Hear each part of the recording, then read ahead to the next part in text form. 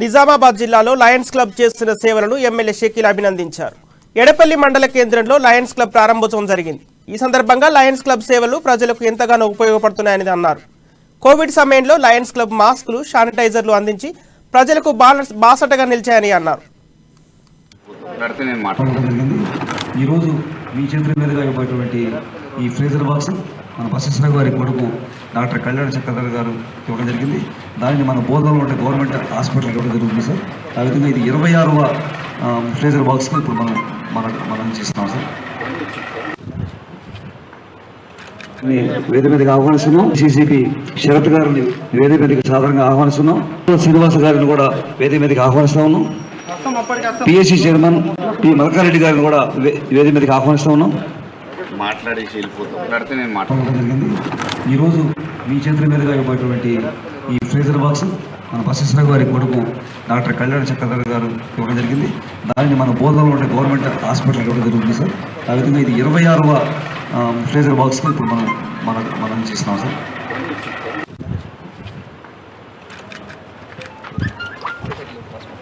ఏదైతే Lions club వాళ్ళు చేస్తున్న మంచి సర్వీసెస్ ఏదైతే ఉన్నాయో చాలా హర్షణీయం. నేను దాదాపు 8 సంవత్సరాల నుంచి ఎమ్మెల్యే అయిన తర్వాత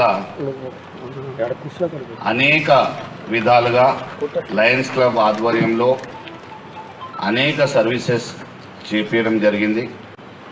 స్పెసిఫిక్గా కోవిడ్లో కూడా ప్రత్యేకంగా మళ్ళీ వెహికల్స్ పెట్టి మాస్క్ కానీ శానిటైజర్ కానీ ఇవి అన్నీ కూడా సరఫరా చేయడం, తర్వాత పబ్లిక్కి అవగాహన కల్పించడానికి అనేక విధాలుగా వాళ్ళు హెల్ప్ చేసిండ్రు. అలాగే ఫ్రీక్వెంట్ మెడికల్ క్యాంప్స్, తర్వాత ఈ ఓల్డ్ ఏజ్ హోమ్ ఇది చూస్తే నిజంగా చాలా సంతోషం అనిపిస్తూ ఉన్నది. ఎందుకంటే ఇంత చొరవ తీసుకొని ఓల్డ్ ఏజ్లో ఉన్న వాళ్లకు ఆదుకోవాలా, వాళ్ళని మంచి ఒక అట్మాస్ఫియర్ కలిగించాలా అనే ఉద్దేశంతో చాలా బ్రహ్మాండమైన రూమ్స్ ఇక్కడ కట్టడం జరిగింది. ఇక్కడ ఈ రూమ్స్లో సపోర్ట్ చేసిన దాతలందరికీ నేను ప్రత్యేక ధన్యవాదాలు తెలియజేస్తా ఉన్నా. చాలా మంచి పని ఇది. మానవత్వానికి ఒక ఆదర్శం అనేది ఇక్కడ లయన్స్ క్లబ్ వాళ్ళు ఇక్కడ చూపించడం జరిగింది. నిజంగా చాలా